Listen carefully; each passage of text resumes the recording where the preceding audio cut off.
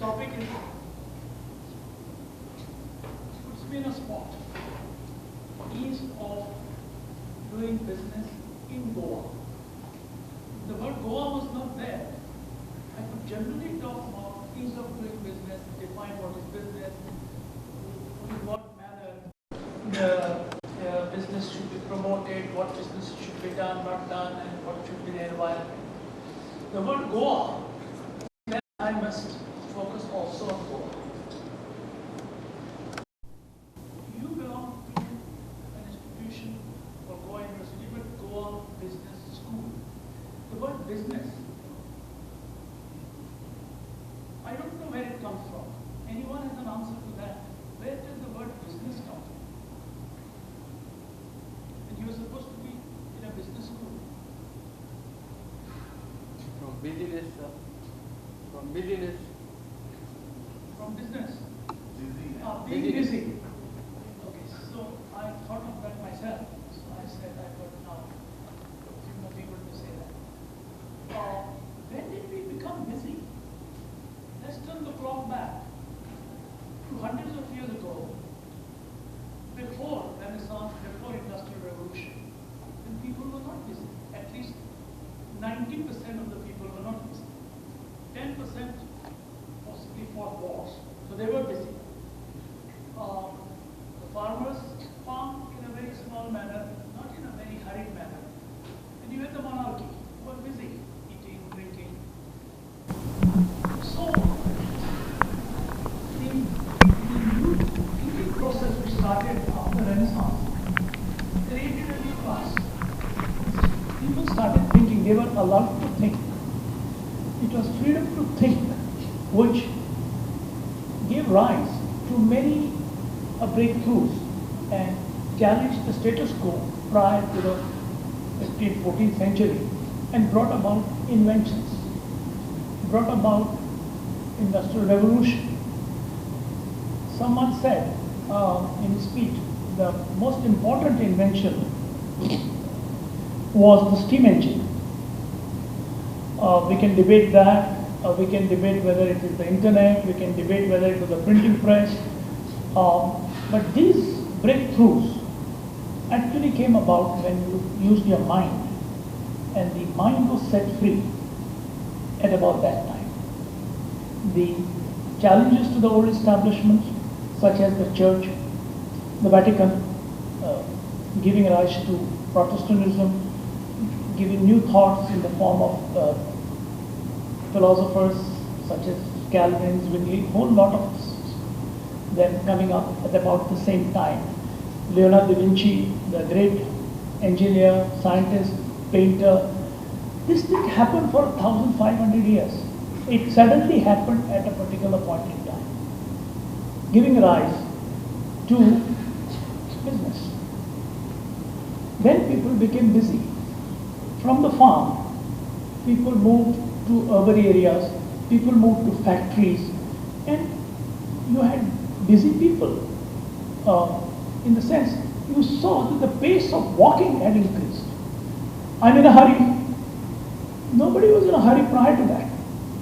But suddenly the hurry, business, all things started coming.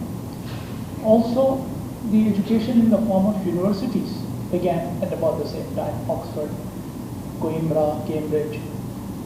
And thereafter, even in Goa, maybe 100 years later, after the first business schools appeared on the American horizon, we have a business school in Goa. What does it teach you? It teaches you business. Now you answered what is business, but really, what is business? I know you're busy, but what are you busy with? Exchanging values. Exchanging views. Husband and wife also exchange views. Are they in business? Values. Values. Okay. So poets exchange values, artists exchange values. Are they in business? Money? Commerce? Okay. So here we have a faculty which is composed of economists, commerce, business, and business is an amalgamation of traditional faculties. There was commerce there was banking, and so as a great economist once said, when he was told to define what is economy, what is this, how do you define economics? There are many definitions, but his definition strikes me. No, I'm not a student from that direction. He says it's an art of sciences and a science of arts. So business is amalgamation of all other faculties to put to use for, if I were a socialist thinker, I would say for the betterment of society. But Adam Smith said it is for profit. So, the profit is a very important element. But when profit becomes too much, recently there was a book written by some time ago by one of the Indian economists, writer, Raghuram Rajan, Save Capitalism from Capitalists. The answer is in his subsequent book given very nicely, that there are certain philosophies of Gandhi's trustship, Gandhian economy. You may make wealth, but don't flaunt it. Now that is an important element of capitalism, and business is supposed to generate capital or wealth. If it did not give you opportunities for a better job and therefore more income, you would be here. Each one of us is looking for an opportunity in life. Unfortunately, as I was talking on the way to your Vice Chancellor, the opportunities in Goa are shrinking. How many of you will be employed in Goa? I know the statistics from the Goa Engineering College. Or the total engineering population out of Goa is possibly 1,000. I'm told maybe 50 people get employed in Goa. Maybe 200 people will get employed somewhere else, but more than 500 will remain unemployed. Is that what education is all about? Is that, are we failed in creating business opportunities so people will be employed? Now that is a very serious topic. And if I were to say that the failure of the government to provide an atmosphere to do business, and therefore the ease of doing business is at its lowest ebb, I am in trouble. Is how dare you speak to an audience, and but then there comes a time, it says, no, I cannot keep quiet anymore. I'll give you a small example which I shared with your faculty when we were having tea. This was an incident in, and I'm touching on the core subject of ease of doing business. This was an incident in Portugal in 2012 when a whole lot of Goan businessmen went to Portugal to invite the Portuguese capital, Portuguese businessmen to come to Goa and participate in Goa's growth, Goa's business opportunities. Now, why it was chosen Portugal? Because of certain history, nostalgia, and certain connectivity. Now, there were speakers, and it was my fortune or misfortune to be chosen to also speak. I had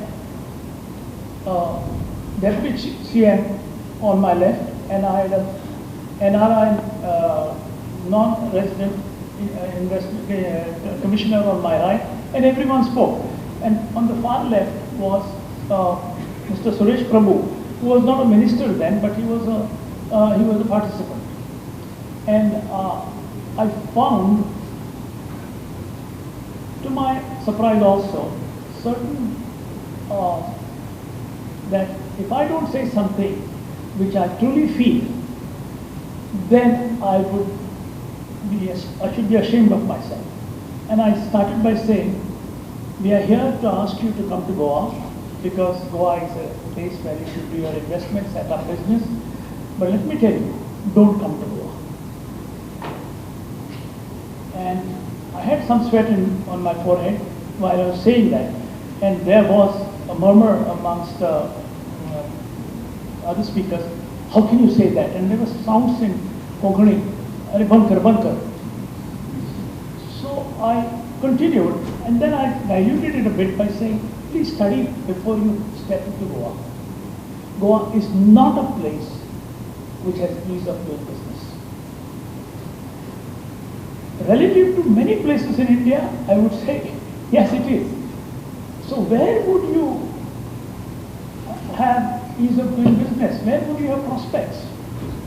I know you will be getting a good degree and getting into the field of getting into business wherever there is ease of doing business. But some people who do not have such degrees also get a job. And 20 jobs a day are given for these people on a guaranteed basis for life.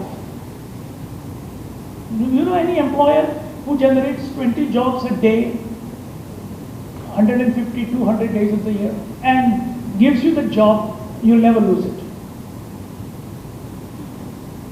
without a degree? Good job, earning more than you will earn.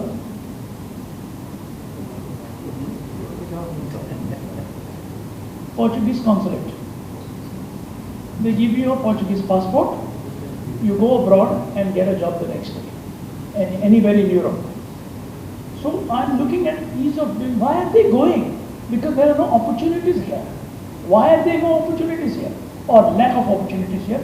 Because the ease of doing business is sliding down day by day. I'm witness to my own business being shut down since 2012.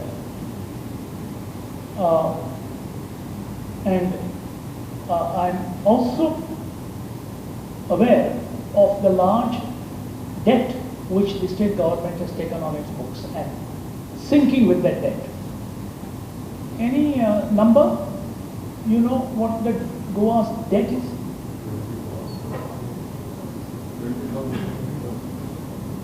I was waiting for the students to say that. It's crossed 20,000. That's not the problem.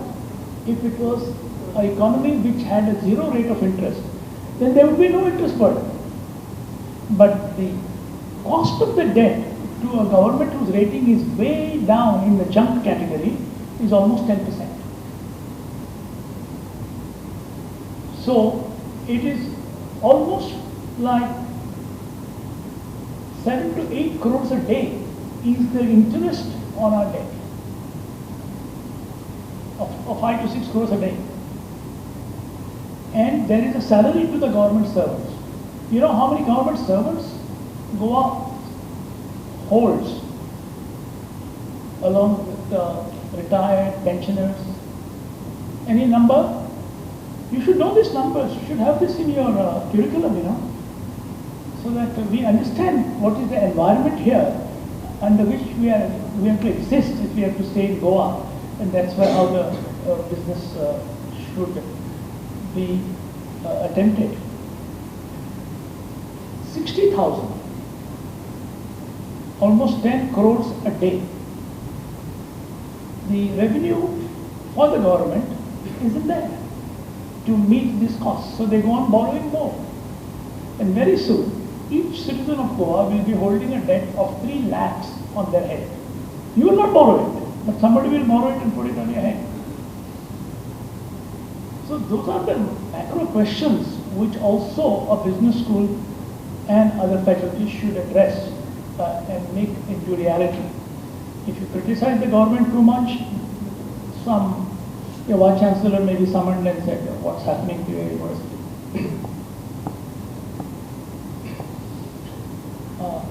You are autonomous, but I am not. I am at the daily mercy of these powers.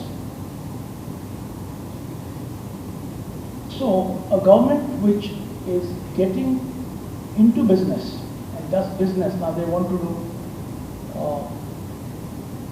they are in hotels, they are in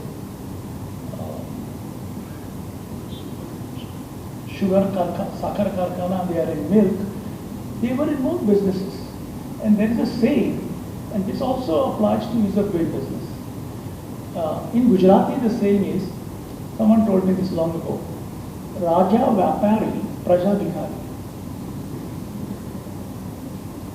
So your business will succeed only when the king is not doing business.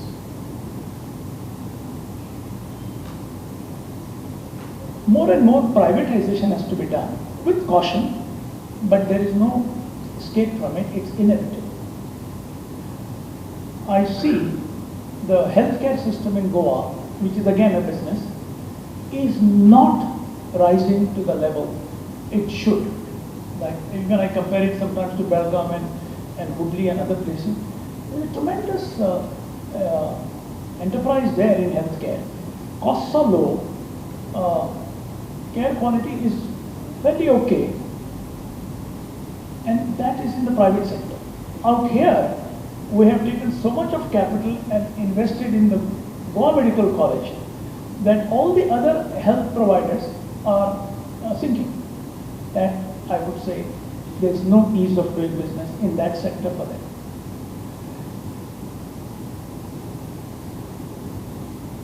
If I may look at 400, 500 years of Goa's history, I would rate the period between 1946 to 1961 as the best period in the history of Goa for doing business.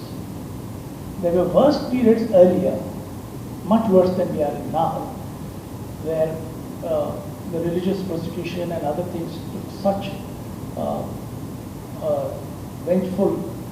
created such a vengeful atmosphere that there was exodus. People were moved away from Goa and went to picked up their family belongings and went away.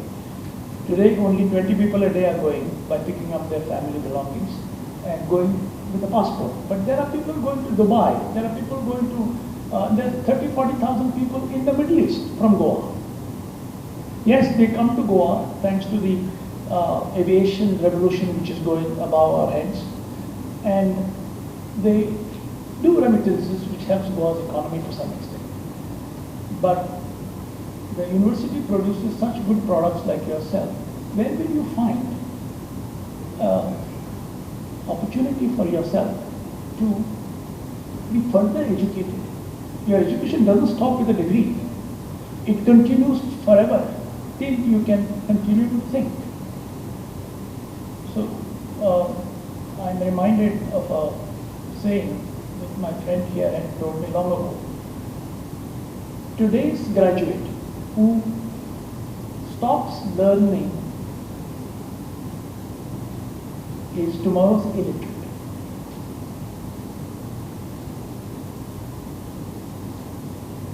I don't know how much I should talk more on ease of doing business, but coming back to the period of about 1946 after the World War II, all the way up to 1962, which is a cutoff line for the liberation of Goa. Why do you say, or why do I say that it is the friendliest atmosphere for doing business? I didn't read much of history, but I was present, so I saw history being made. And the reason for that was, there was good capital which came to Goa. Not a loan mela, not a printing of money. The capital came from a source, a big source. Have you heard of the Marshall Aid? Has anyone heard Marshall Aid? Okay, I was witnessing it, but only in retrospect, I could look at it and analyze it and say, wow, what a wonderful thing for business. And there was a general in World War II called George Marshall. He was a brilliant man, so much of an intellect he had that Truman was the president of the US after America and England won the war, made George Marshall Secretary of State.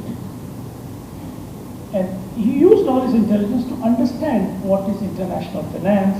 He had great advisors like John Maynard Keynes, some other economists, and from the American US University intelligentsia, he learned beyond his military training. And there was an economist in Portugal. He was from Coimbra University, and he in 1930s practiced a certain thought, economic thought, which made Portugal the most prosperous nation in the world almost. Their gold levels went up, the economy grew at faster than other economies of Europe and the US, and he was acclaimed as one of the greatest economists. But then he got a little greedy and took the chair of being a Prime Minister of Portugal. That economist is called, his name is Anton Salazar, Anton Oliveira Salazar. He missed the Nobel Prize because he was politically inclined. But he made 3 trips to meet George Marshall and said, please give $5 billion to reconstruct Europe. Europe was smashed, was ruins, ashes, and totally dilapidated with hyperinflation. 200%, 500%, 1000% inflation, what's happening in Venezuela and happened in the past in Brazil. So that was cured because Salazar succeeded in convincing George Marshall, please give $5 billion. And that was Marshall aid to Europe. Later on, they replicated that formula to Japan in the form of MacArthur aid, because MacArthur conquered Japan and Marshall and Eisenhower had conquered Europe. So Marshall aid came to Europe, and when capital came, business got opportunities. The ease of doing business in Europe, suddenly the confidence level went down. A little bit of that aid came to Goa. That is when Goa suddenly shot into the economic growth of what we say today, high economic growth, but it was double of that high, double digit. Between 1946 to 1961, Goa was growing leaps and bounds, and the ease of doing business was amongst the best in the world. So capital must come and policies must exist. Taxation laws should be simplified. Then you get a set of good laws and good capital. Quality of capital is important. Smuggler's money, if you go and take, that's also capital. But then you better take his prescription, and you are therefore not going to be helping yourself on the long run. So here we have a tiny speck of that $5 billion which helped Goa. Why was Goa chosen as a place which should get this capital? One of the charters of post-World War is you have to respect international boundaries. You cannot go and break somebody else's national boundaries and capture that place. Example, how Germany captured Poland, Japan captured Philippines, and captured Burma, and all the way. And so therefore trade started. Now for ease of doing business, please remember, trade is an important ingredient. If you stop trading, you become insular. You go backwards in time, and you finally end up in the 12th century. That there is no trade. You just produce everything for yourself and maybe exchange a little few things with your neighbor.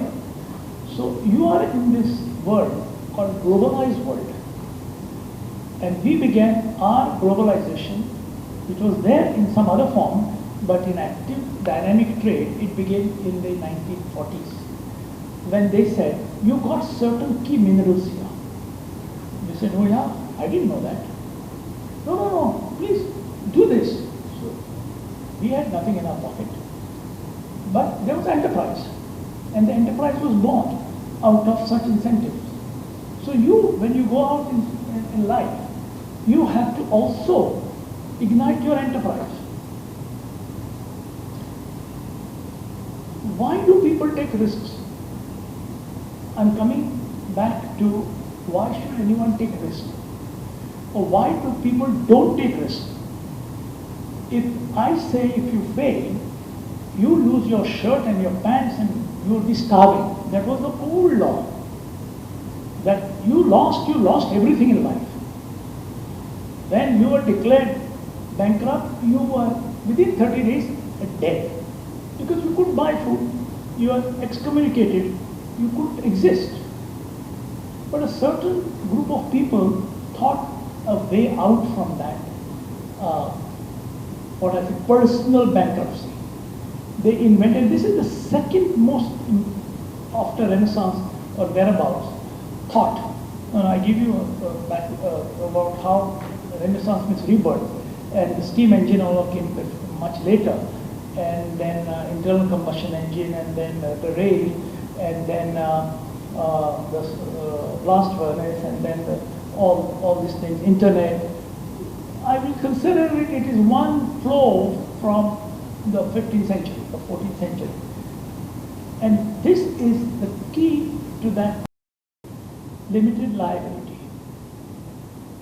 All of you know what is the limited liability, right?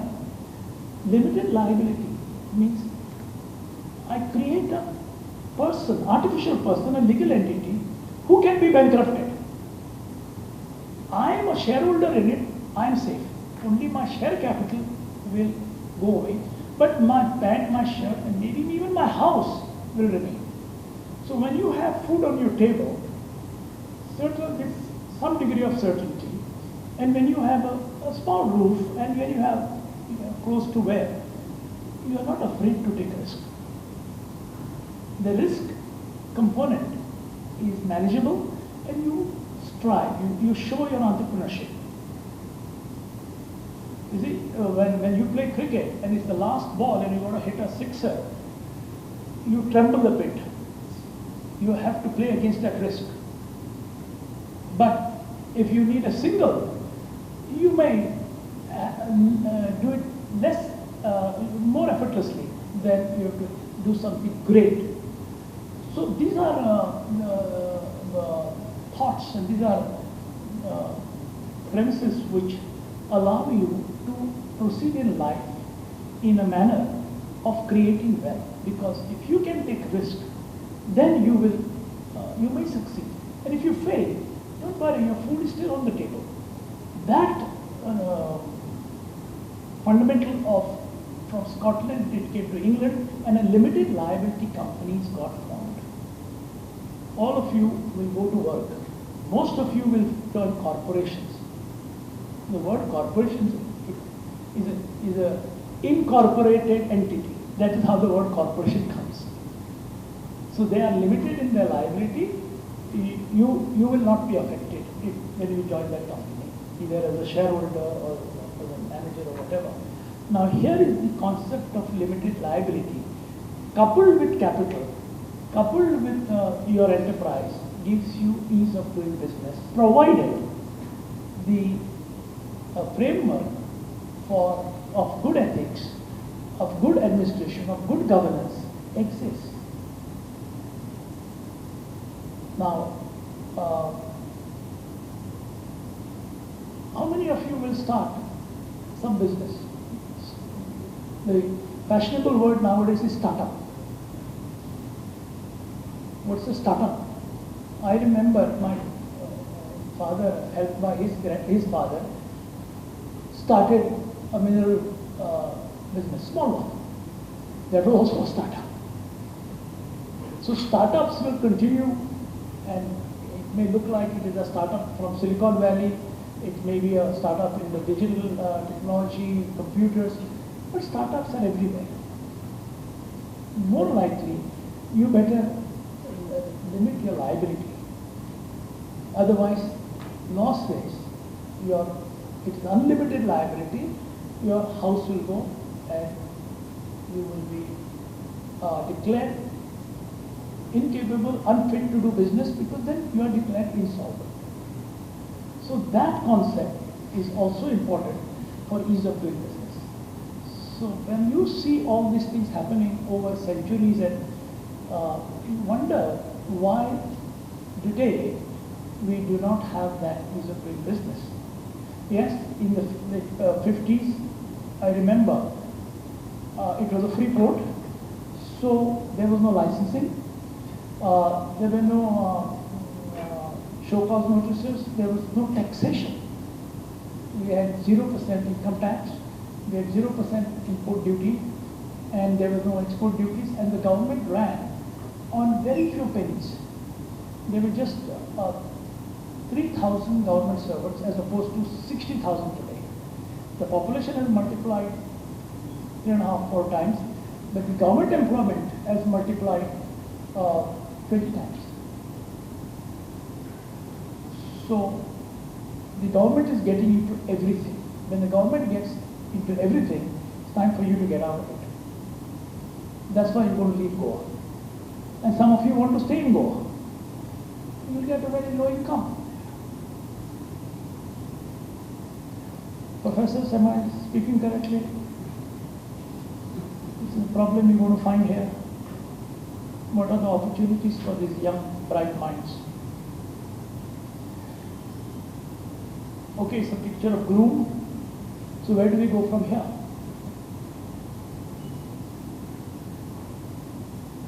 I remember a couple of incidents which happened in 1954 and 1955, thereabouts. I felt the impact of it, but I couldn't analyze it much later. Then I analyzed it, and my thought processes were in line. One of the things that started, gave us great business opportunities in Goa was sometime in 1954 to make Goa integrate into India. Pandit Nehru declared economic embargo on Goa. Just like you say, the embargo on Iran, or economic embargo on North Korea, sanctions in the present day world. So that stopped food supplies to Goa. Because all our food, Goa makes very little food, by the way. Sometimes you see a few vegetable gardens in Talegaon or some odd paddy somewhere, but Goa doesn't even produce 10% of its food requirement other than seafood. And even seafood comes from outside Goa. So that was a shock. We thought we would not have food. Then how did we get food? The food stopped. The border was sealed. All of you, including your faculty, may be born after 1954.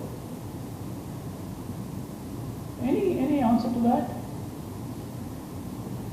It's called globalization. Our routes to the world were open by sea. And the food came in from all parts of the world. And the minerals of Goa, manganese, iron ore, went from Goa, and trade began with a quantum leap. And that created wealth, that created a great deal of balance of payment, surplus, and wealth to the people. Goa became, from a laggard in per capita in India, to #1 in India, which was recorded in 1962. Mr. Mukherjee was with Cesar Goa. Cesar Goa is a child of Marshall aid. The capital came from Germany and Italy.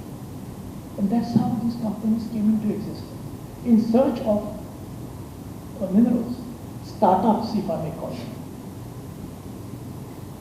And Goa's exports touched 7 million tons in 1961, which was like 60% of India's exports in minerals.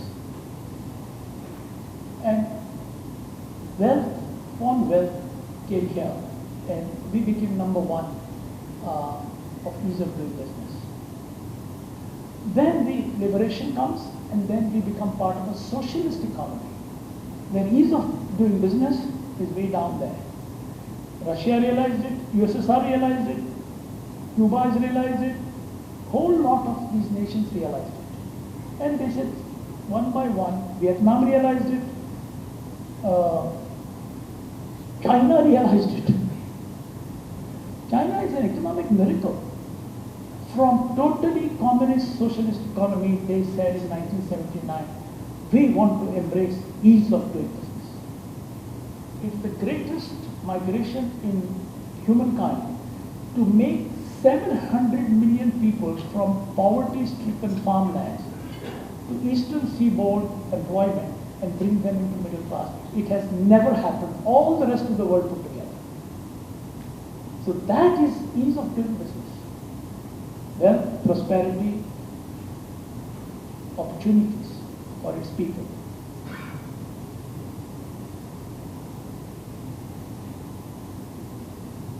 What have I left unsaid?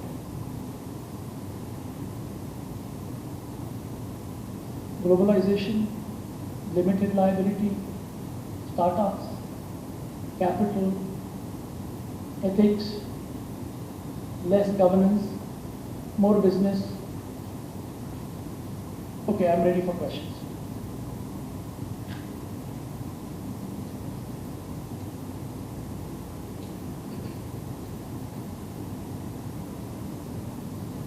Repeat students entrepreneurship. Entrepreneurship as a course, repeat students. So what can they look forward today if they want to get into business? Entrepreneurship, enterprise, business. You want that I should say something which will give them an opening to do something? If I say it's possible, yes, it's possible, but it's an uphill task. You have to innovate. You have to innovate in every field. You have to innovate and I'll say, innovative edge. The great innovators in breaking laws here. And that also, there are innovations in crime. There are innovations in business. There are innovations in science, engineering. So again, I don't have an answer to that question to satisfy all of them, that there is future, but you have to make your future. There's no prescription that this is the medicine and your future is dead.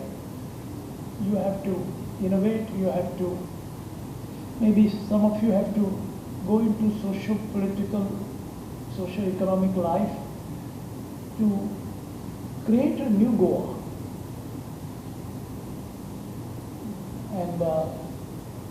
And bring ethics into public life. I know, as you also grow, you got some money and you can pocket a few here. But by and large, raise the average ethical level of the Goa's socio-political life up.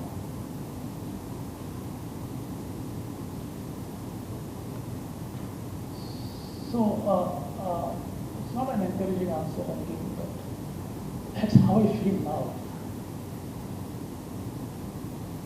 How important are the failures in the initial stages of your business as a learning? See, nowadays companies are seeing that they do encourage people to write in case they have failed in the business. And yes, failures is a regular occurrence. And then you have to wait and wait until it succeeds. I remember one of the great day for us in business was in July 1991, when Prime Minister Narasimha Rao just changed a few laws to say you do not need to come to Delhi to produce more. Otherwise, Delhi had to sanction your production. Can you imagine you want to produce more so you can grow more? And he says, no, I must examine you. And by and large, you'll find faults. So I would say that opened India's doors to globalization. Failures became absorbable. You could absorb the failures. Going back to limited liability, the failure doesn't condemn you. You can say, sorry, my company failed, I became bankrupt, but here is an idea. So you can have a second innings. Only one inning in life, that's, you feel petrified, you don't want to attempt. So, yes, so failures are continuous, but analysis is very much needed to understand why you fail. Sometimes it's not your failure, it's a system which has made you fail. You're running the race and suddenly there's a pothole which somebody dug for you to fall in. Oh, it's your failure too, you didn't see it. You should be vigilant, you should have a lot of attention to detail and minimize your failures. And when it's time to do good batting, hit your boundaries, and overall, you can succeed. But failure is part of the business. Somebody was telling me, in Bombay now, restaurant business is thriving. I said, oh, there must be a mortality rate, otherwise it will not thrive. So you have to fail in business. Like, not everyone will stand first. Some of you will stand in the middle somewhere. That means you haven't failed, you haven't succeeded in this class. But every year there is a class for the next 50, 60 years. So you keep that in mind. And it doesn't end here. And then one advice which I normally give, teaching stops here, thereafter you are your own teacher. So you better be some sort of a Ekalavya. I don't know in Mahabharata how Ekalavya taught himself to become such a archer. So you will have to, if I have to give you that advice, you will have to ignite yourself. Hand-holding is going to be almost gone at the end of your curriculum here. You may find a mentor along the line, get help, but finally you stand alone.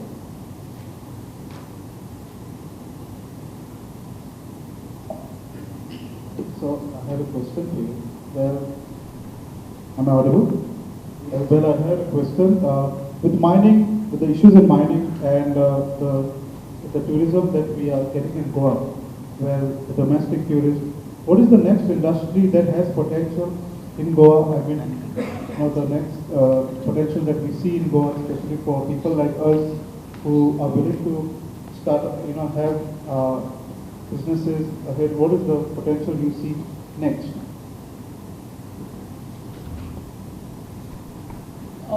Mining or mineral development with a lot of technology has great future in Goa. The question being asked by the capital movement in the world, why was mining stopped? He says, if tomorrow I'll grow my business and you stop that. So now I'll tell you something about mining, because I have visited the mineral belt which extends from northwest to southeast.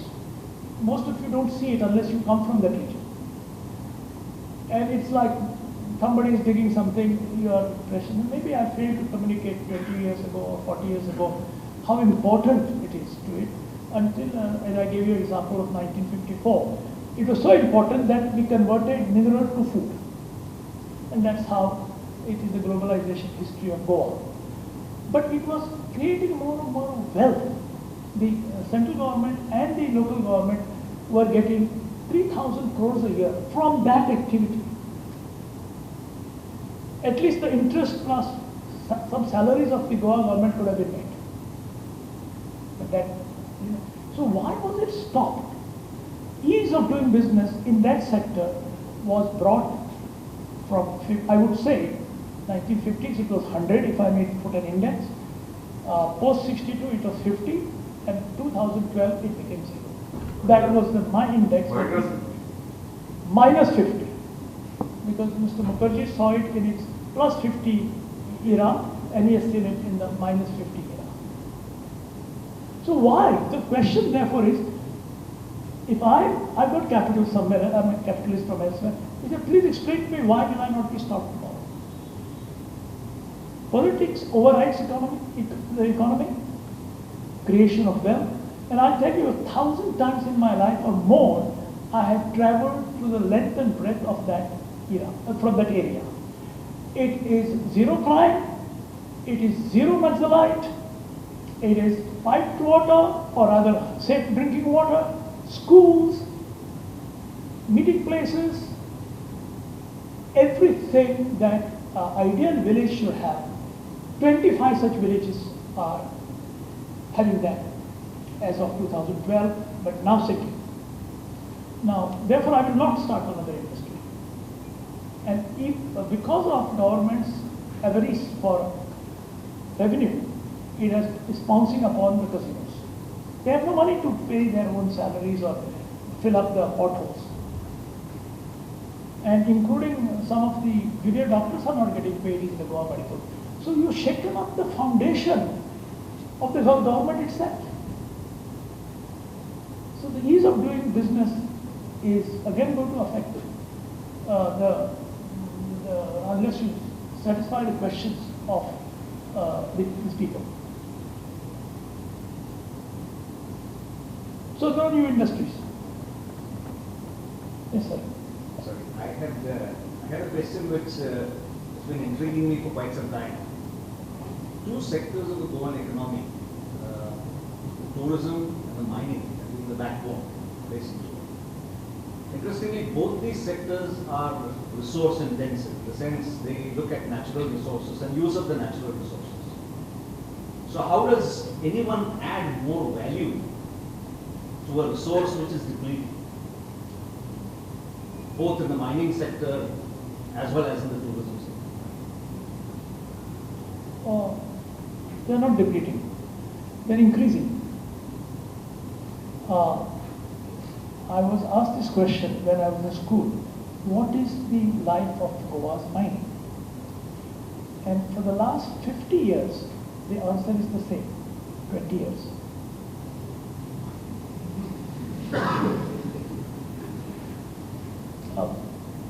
Mr. Mukherjee will tell you, Sedamo deposit in China, 20 years. Oh, okay. After 20 years, 20 years, okay. So where does it come from? It comes from technology. It comes from technology from both sides. The consumer makes changes in his production methods, processes. We make changes in our geology, in our mineral processing. Yesterday's mud is today's ore. And sometimes yesterday's ore is today's mud. We used to have what we call lumpy ore, which was like considered gold. And suddenly, 30 years later, when they changed the process to a sinter plant, they said, we don't want your lumpy ore. So, in tourism also, we have scratched the surface. An area of Goa, and some other parts like Thailand and others, has 20 times more tourism dollars, tourism revenue than Goa. Take the case of Thailand. It has more tourism than whole of India. And it has less population than whole of Maharashtra. Maharashtra's tourism is less than 2% of Thailand. So these resources is endeavor of human challenges. Like somebody said, what happens if the oil price, which is $50 or $60, goes up to $400? We'll get it from the moon. So again, you've got to bring in economics, and you've got to bring in therefore technology, sensors, digital things. Life is ongoing. It is your lifespan 100 years ago was 50. You died of so many things. But now you say, I must live up to 75, 80, and by when you are 75, you say, I need another 10 years. So you therefore, the great thing about us is that spirit, that we don't lose hope. So though I may have painted a little dim picture of the ease of doing business in Goa, don't lose hope. Yes. I had an addendum to that. Please. Since in case there is a value addition which is happening consistently, why isn't it getting reflected in jobs for students? Which is something which... That is a very, very tough question. because, I mean, my interest is in ensuring that I get very good placements for students Okay. who would like to remain here or even Okay. outside. While looking at the great white collar talent that you have, I must also look at the blue collar villages in Goa. We had 100% employment in our villages. Now it's 0% because they were not into agriculture. So they were employed in the mineral activities, truck owners, repair shops, operators, whole lot of activities. And they lost their jobs. So the blue collar is wiped out. Australia, which is our competitor, is mining without people. It's called peopleless mining. I've seen farms in Nebraska, United States, which I had first seen in 1968. They had 100 people. Today they have 1 person. The tractors are GPS, digitally app controlled. Irrigation just goes in a planned manner just from your laptop, desktop and your phone. So artificial intelligence is stepping in little by little, and now it's going to accelerate. So whereas you find some need somewhere else because you are a brain worker, I can restart mining with almost 0% people. Not 60,000, which Mr. Mukherjee will agree with me, but 10,000. So where will 50,000 go? But here's the solution. We'll have enough surplus to take care of the 50,000 in terms of roti kapda makha. So why are you getting educated? To get income, right? But if you had income, you would be less inclined to strive to be getting a degree. So minimum wage is the answer to that. That not to you, you will get some brain workshops, but to a lot of people who are not equal to you in academia or intelligence or education, will have to be given minimum wage, which is happening in Europe, which is abundance in Scandinavia. So here we have that business must generate surpluses, not just to pay government salaries for doing nothing, but also to generate a minimum income for the unemployed. The United States population is 300 million. The population on the farms of the US is less than 3 million. 1% of the United States is engaged in farmlands. 45% of India's population is agro-based. So when we will achieve 1%, and who will pay for the balance 44%? What jobs are available? The answer is the businesses should do surpluses to provide the needs of a dignified life. We overemployed people because it was a social obligation. We could have reduced the number of people. Yes, of course, the unions are militant, but by and large, to stay profitable, you have to automate. And this automation started again with the steam engine and Renaissance and so on. It's continuing. We have to keep a balance between employment and surplus. So, the moment you make surplus, the government takes it away. And instead of me giving 3 lakhs rupees per family in the mining belt per year, government gives them 10,000 and announces a big Lakshmi scheme, this scheme. And the people feel, oh, government is giving us money. It doesn't, it's not giving you even 5% of what the business is giving. So that's another big problem we're going to face. So there are problems. Goa is in a problem situation, but rest of India is also in a big problem situation. Now Simran, you bought us 28 years. Now what next? Financial colonialism? allow the businesses to be bought by foreign capital? Isn't that capital better than the Government of India capital, which comes with a lot of baggage, a lot of corruption, a lot of unease of doing business? Air India, 40,000 crores, bled to death. A strict line. Another 10,000 crores are needed. Where is it going to come from? You are after Naresh Goyal for 3,000 crores and Vijay Malla for 5,000 crores. Why aren't you looking at your own airline, which has sunk in 50,000 crores of our money?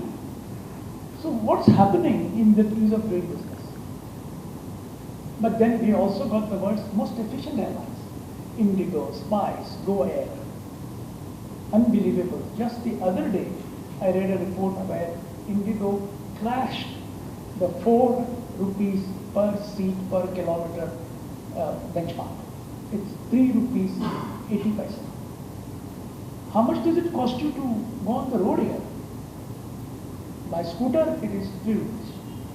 By car, it is 25 rupees. Flying cheaper at 800 kilometers per hour and safe, and with a meal served there. So there is some science and technology which is going to help us out. We have to live for that. So the enterprise which ma'am was talking about will be coming from all corners. There's a saying, fortunes and misfortunes come from the same window. Maybe I'll try to push you into giving some description. Maybe by asking you a question a bit differently. Hypothetically, this is something that you were asking a beauty pageant show, but hypothetically, if you were the CM of Goa, what are the 5 things you would do on a priority basis in order to see that everybody, all business houses here are? So now you are a CM now. For how many days? 5 years. 5 years. Minimum 5 years. I will camp in Delhi with my resignation letter. Say, either you start mining by legislature intervention and send me back to Goa, where I'll come and give a golden handshake to 50% of the government service. I'll go back to the financial sector and say, now I am a great, well-managed state, reduce the rate to 8% from 10%. I'll pay off the debt, the high debt, and I'll invite international globalization capital, so on. And all that can be done within a year. So, you are giving me 5 years. I'll invest a lot in education.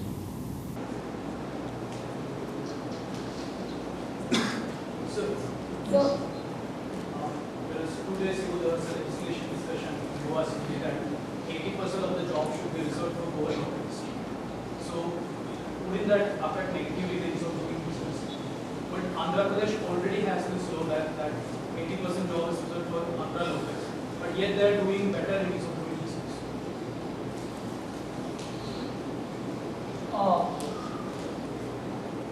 You are aware of the Parsis in India? Parsis, Zoroastrians? They came to Gujarat to avoid the persecution by the fundamental Islam of Persia. There was no Iran that time. And when they arrived in hordes, they arrived in Gujarat because by boat you could come to Gujarat. And they were all on the coast of Gujarat afraid that they would be butchered because they saw that butchery going on. To escape that, they came here. But the king was quite a good king. And he sent a glass of milk to the head of the Parsi leader. And the glass was relatively full to show there's no place for you here in coming to your 10 or 15%. So the wise Parsi leader, he had some jaggery. In those days there was no sugar, so there must have been some jaggery. Put it into that a glass, in a cup of milk, and send it back to the king. Meaning, I've come to sweeten your life, not to take your milk away. That is important, that we have to globalize, not just in commodities and finance, but also in human resources. May not be 50-50 right away, but may not be 0-100, but at least 15-20%. But as the Chief Minister says, the Constitution is coming in the way. But still, we can do it. Yes, I pick in majority of goals, but I also bring in outsiders. So that there is a good breeding process that they otherwise inbreeding.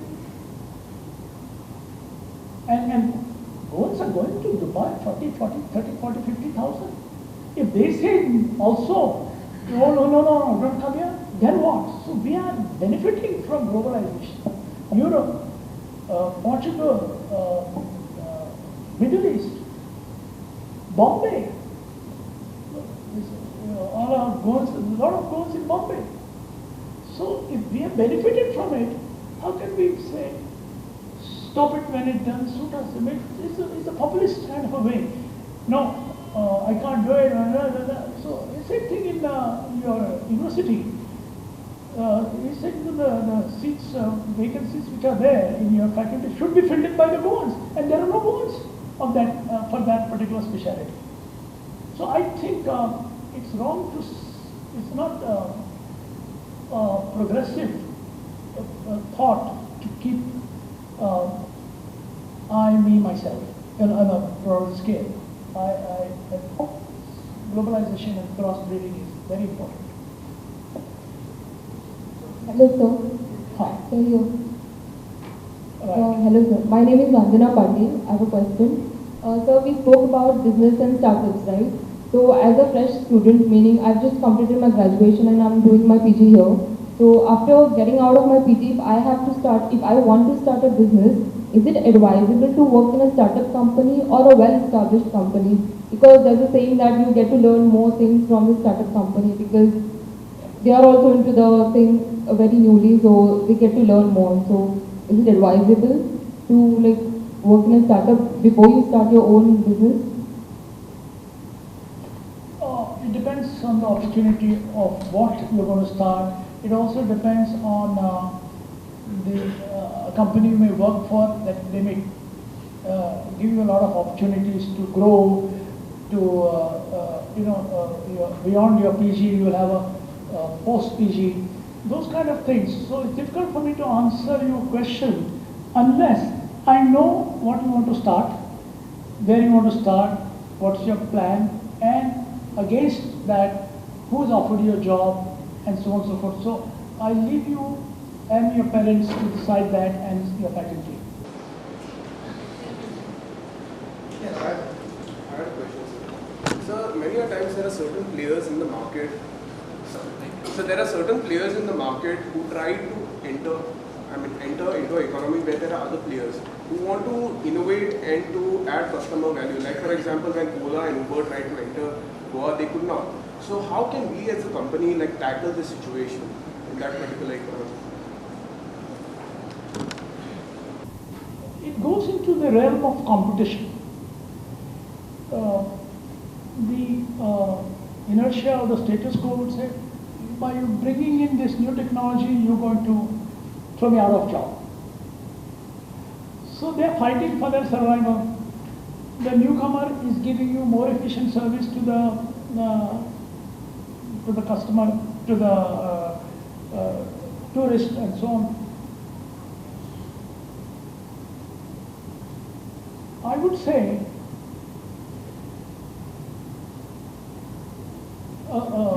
strong-arm capitalists will say, may the best men win. But then there's a little socialism which is also needed. So possibly, if I were the Chief Minister, I would put a little taxation on the newcomer to give a handshake to the older person, like we do for our truck businesses. When we replace a 10-tonner truck with a 30-tonner truck, we know we're going to unemploy 6 people. So we give them a certain, say, okay, I'll buy your truck back, like some companies buy the refrigerator or television, your second-hand one, so you may buy the new one. So those kind of financial tooling is available to lower the impact, but the government doesn't have the money to attempt that. They thought they'll take care of 60,000 families. They didn't. So 1 year, 1 month, 1 day. So there is a lot of other societies have done it very well. Keeping a balance for the players and for the customers. So, I mean, the other taxis and all in Goa, they operate at, there are other taxis and other players in the market right now which operate at a very high rate, which is unreasonable for people who are living in Goa. So if they enter the market, at least it will stabilize the rates, right? Yes, but nowadays, this Uber and all that, they are doing predatory work. They are not profitable. But they've got $30 million, $20 million. They said, look, let's kill this thing and then we will raise our rates. This is happening in most of the digital industries. So you also find that finally you pay more. Just now he wants to get rid of all your competition. So it could be termed as an anti-competition. There is a law of monopolistic trade and competition which can tackle this problem. But our leaders don't have the ability to do a balance. Singapore does it very well. They immediately say yes, compensation, until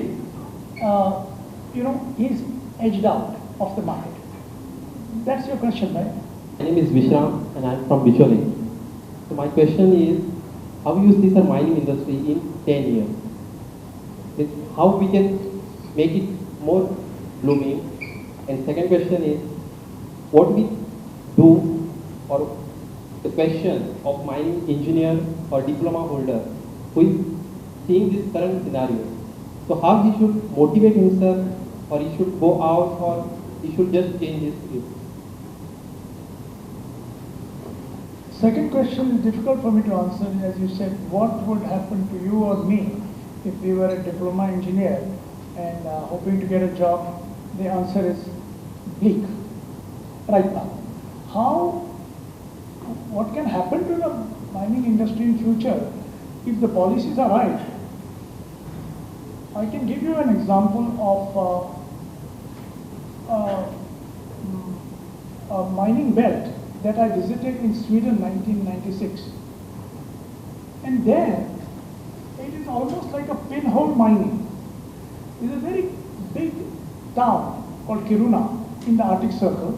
The population may be about 25,000, a little bit less than Bicholi. The whole town is one of the most beautiful towns with gardens. Of course, they are frozen for 8 months of the year. So golf courses 3 months of the year. And a very nice society in that town. Below that town is the world's biggest magnetite mine. Below the forest is a magnetite mine. And it's very profitable because they are not digging too much like in Bicholi. And it's going on for last 100 years, particularly last 70 years, they've gone underground. And through that underground, they just made one hole into the ground. And through that tunnel or passage, the trucks come out, the ore comes out and goes into the plant where it is processed and exported all over the world. So at a labor cost of $35 per hour, they are profitable. Our labor cost here is hardly $2 an hour. Engineer cost is just about the same, or maybe $3 an hour. But the idea is, how do we engage in that activity? Answering your question, we haven't even scratched the surface of Goa's mineral resources. We haven't even scratched the surface of Goa's tourism, but tourism can die, mining can die if the leadership is of what we have. I know I'll be held up for saying that.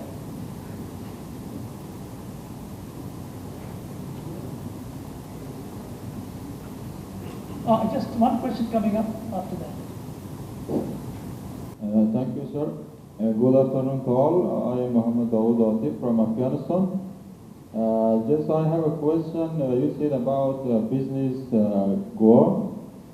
In terms of doing business or investment, I think there is two things more important: facilities and risks for investment. I mean, facilities for investment and also risk against investment.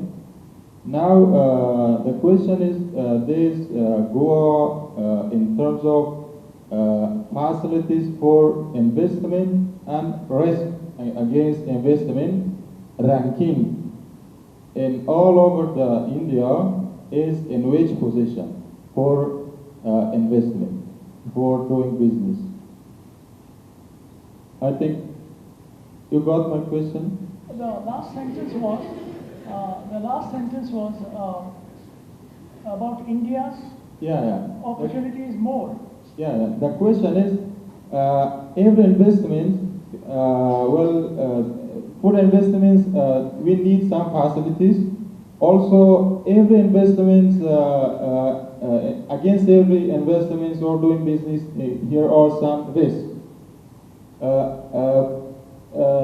In all over the India, according to facilities ranking,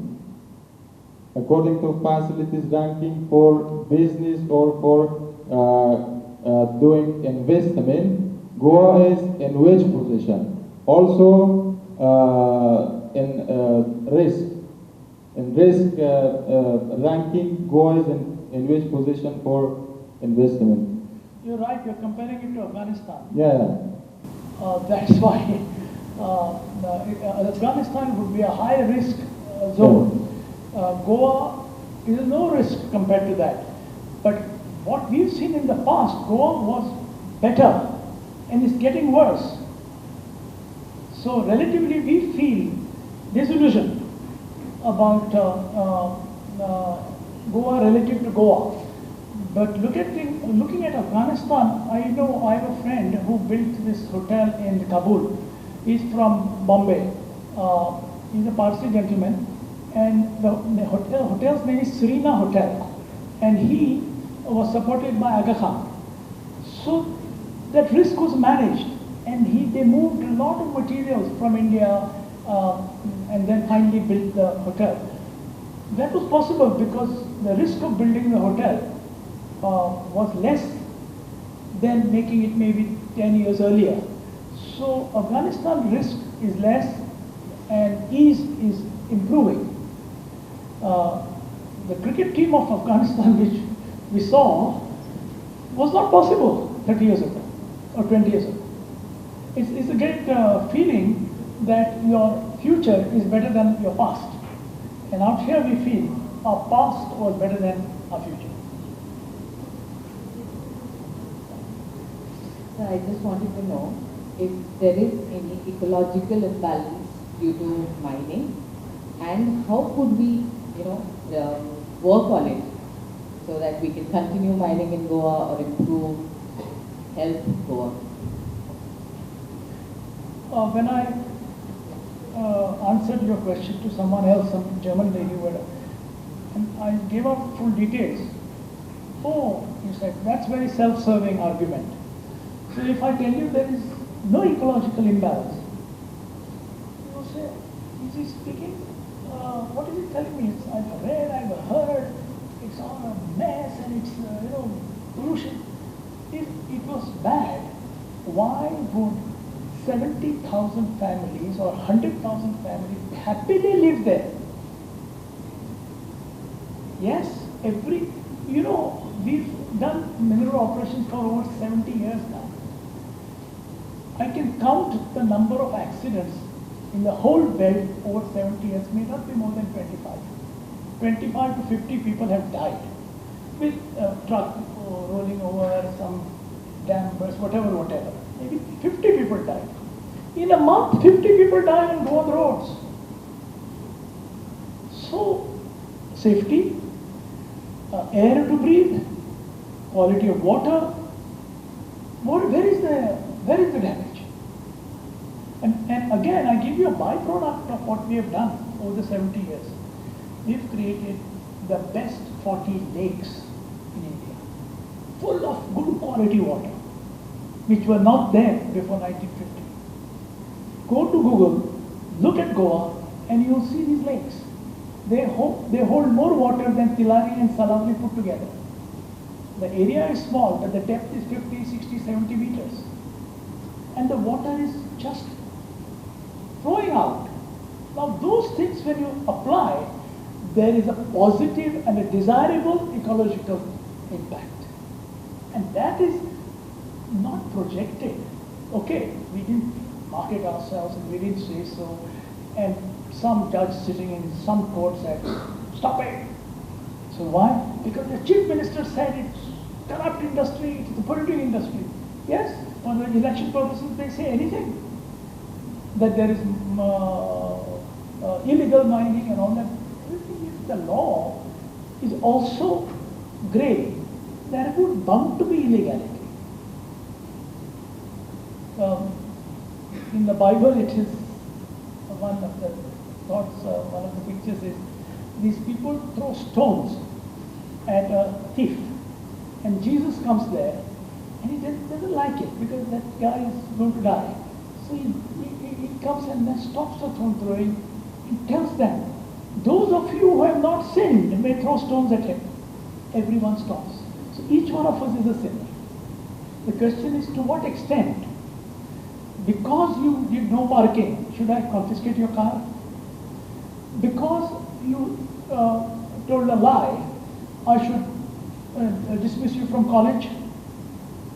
So there is a proportionality in life, and it is founded by the great philosopher Aristotle. Please read his doctrine of proportionality. That is, if I slap you, I don't have to be hanged to death. And if I kill you, I don't get 2 days jail. So in between lies the proportionality. And from there comes the great English law of fair play, Magna Carta and all that. And that's how your Renaissance and limited liability starts. So here, we've thrown everything to the winds. So let me tell you, 1,000 times I've visited there. Each time, it is better than earlier. Because we carry out a lot of improvements. There are schools which we have built. There are temples which we have built. There are water schemes which we have floated because the government is absent.